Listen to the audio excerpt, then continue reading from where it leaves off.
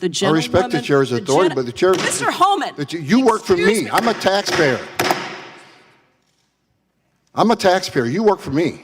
Mr. Holman, is there anything you'd like to respond to what you've heard today?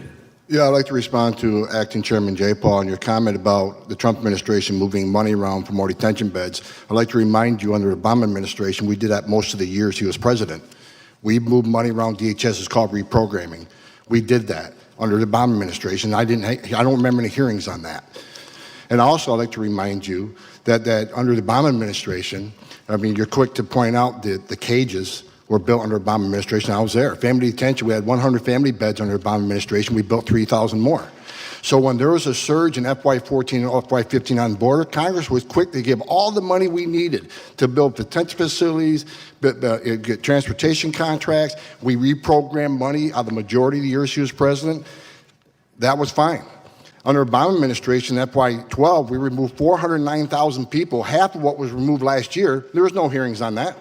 So this is about transparency. Let's be factual about it. The time of the gentleman has expired. Since you did address some comments at me, I'll just say that I didn't like it under the Obama administration either. In fact, well, be honest with the American people. You can't point out faults in the Trump administration when it happened under the Obama administration. That's dishonesty. It's pathetic and it's sad. Mr. Holman, I control the time, and I am the chairwoman of the committee. Thank you for respecting that. I didn't like it under the Obama administration, and I'll remind you, Mr. Holman, that you also testified before Congress in support of the Obama's Priorities Enforcement Program before the Senate Judiciary Committee on May 19th, 2016, which had a very different approach. Well, can I respond to that? Can I respond to that? No. Of course not. And Mr. Holman, I want to give you some time, but I do want to ask one quick question, and I want to make one quick statement. I find it very offensive that anybody would compare any federal employee, frankly, to someone who, the Gestapo or running Nazi concentration camps. That is very offensive. I have 15 seconds and I yield it to you. Thank you for saying that. I wish somebody in Democratic leadership would say that out loud.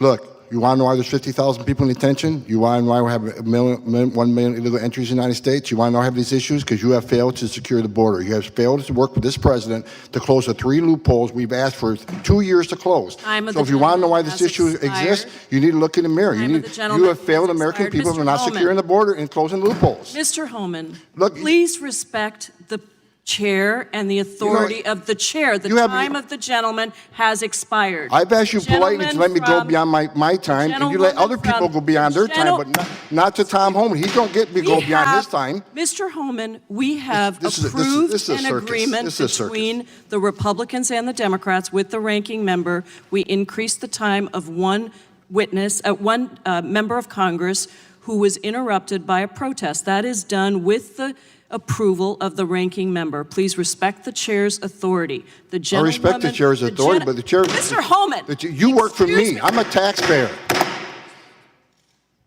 I'm a taxpayer. You work for me. Ms. Holman, again, been one of them days you've sort of not had time. I appreciate it. First of all, I think everybody needs to be reminded, entering this country illegally is a crime. There's no prerequisite. You got to commit yet another crime to enforce the law. That's the law you enacted. A young lady over here mentioned 26 deaths in ICE custody. Wrong. That number's 9, and 1's too many.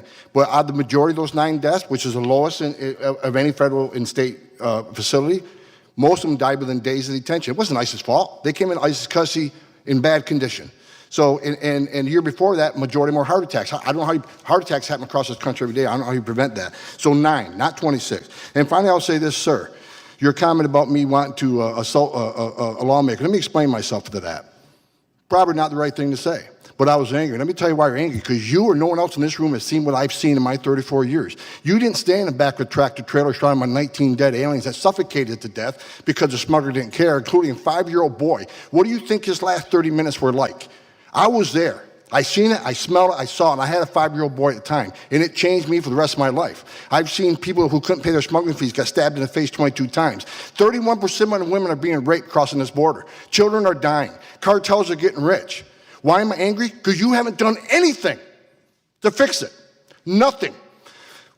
We've been up here for 2 years trying to close the 3 loopholes that Collins said needs to be closed. And you haven't taken one action. But if there's a policy or initiative that's going to cause an illegal alien to be arrested or be detained or be removed, we're going to have a hearing within days.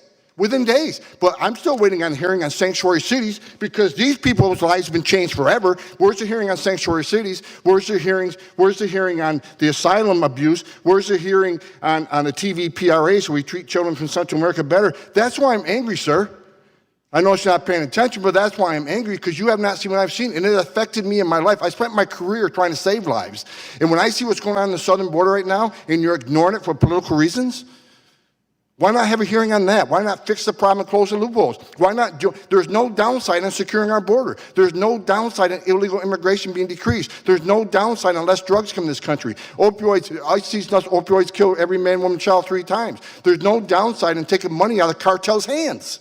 None. I yield back. Mr. Jordan. Mr. Holman, the actions you took when you were director of ICE were entirely consistent with the law of the land, weren't they? Yes, when someone's prosecuted for a crime, the child can't go to jail with the parent. Yep. That happens to American families every day. Yeah, and if we, as you said, I think earlier, if we don't like the law, last time I checked, it's the folks sitting up here got to change it. Yeah. And you've offered, I think, no more than 4 times 3 changes to the law that would help the situation. Is that right? Yes, sir. Maybe make it a 5th time. Can you say it a 5th time for this group? Just, because, again, we're the ones that have to change the law. So give us that recommendation a 5th time, the 3 things that we got to do. If we would close the loopholes in the TVPRA, where children in Central America are treated the same as children in Mexico, if we would change the Flores settlement agreement so we can actually detain families in family setting long enough to see a judge and plead their case, if we can change the rules of asylum so it makes more sense so 90% of the people don't pass the first interview and a lot fewer pass in front of a judge, those 3 things would make a big difference on the border and decrease the illegal entry. Because those 3 things go to the heart of the matter. They go to the incentive. Is that right? They go to incentive along with the other things, such as talking about abolishing ICE, having no detention, free education, Yeah. free medical care, citizenship for those who are here illegally. When you keep offering incentives for people to come, sanctuary cities, come to this country, you'll be protected from ICE. As long as you keep having this language, more people who are vulnerable people are going to keep trying to come. Those kind of statements made by Democrats in the United States Congress or in positions of influence in this country, they have an impact, don't they?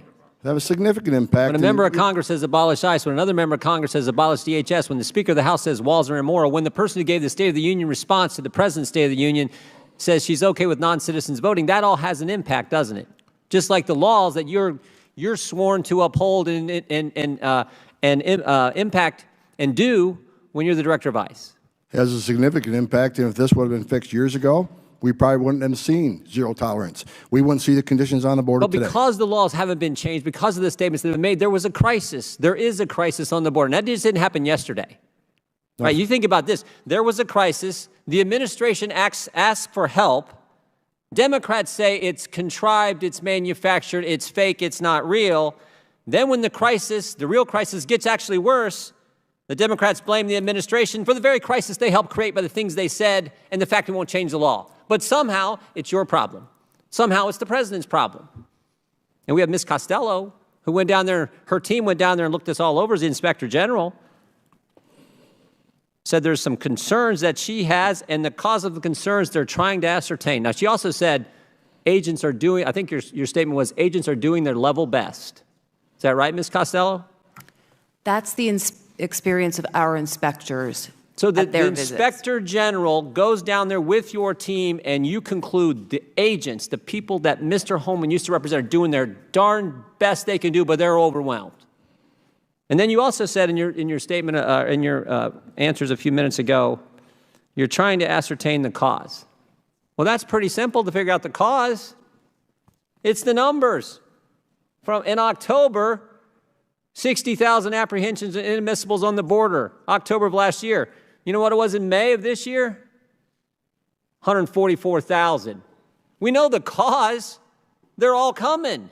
And they're coming because things the other side's saying, and the fact we won't change 3 fundamental things in the law. And it also might help, Mr. Holman, it also might help, because these are the ones these are apprehensions, these people presenting themselves at ports of entry. It also might help if we build a border security wall, right? Instead of having the Speaker of the House say they're immoral, even though there's one in her state, it might actually help if we built the border security wall that the American people voted this president in office to do Might actually help if we did that. Would you agree, Mr. Holman? Absolutely. Every place they built a border barrier, every single place they built a border barrier, illegal immigration decreased. Yeah, it would help with some of the tragic things that we have heard about, tragic situations that we've heard about the last couple of days, this entire week in this committee, that no one wants to see happen. The young mother who lost her daughter, it's tragic.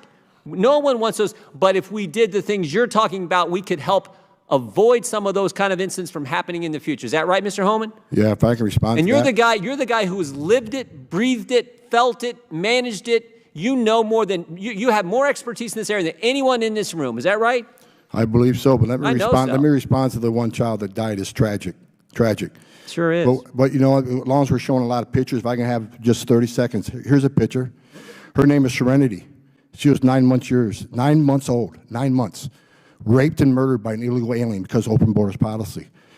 Here's Irana. She was 5 years old, raped repeatedly and murdered by an illegal alien. Here's Louise Solowin. She was 93, multiple rapes and murdered by an illegal alien. Here's a 16-year-old. Here's a law enforcement officer. I got hundreds of these in my desk drawer.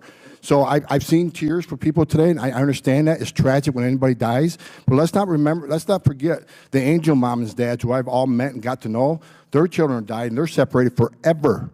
It's not a matter of location. They're dead. And a secure border would help prevent some of this. Sanctuary cities does not help this. Sanctuary cities this will increase because of the push of sanctuary cities. Come to our country, we'll protect you. You can even commit a crime, be in our county jail. We're not going to ice into the jail. So he'll go out, recidivism rates, anybody can look them up. 50% reoffend the first year, up to 75 recidivate within 5 years. They're in the country illegally in violation of federal law. They're locked up in a county jail. Let us have access to them and do our job.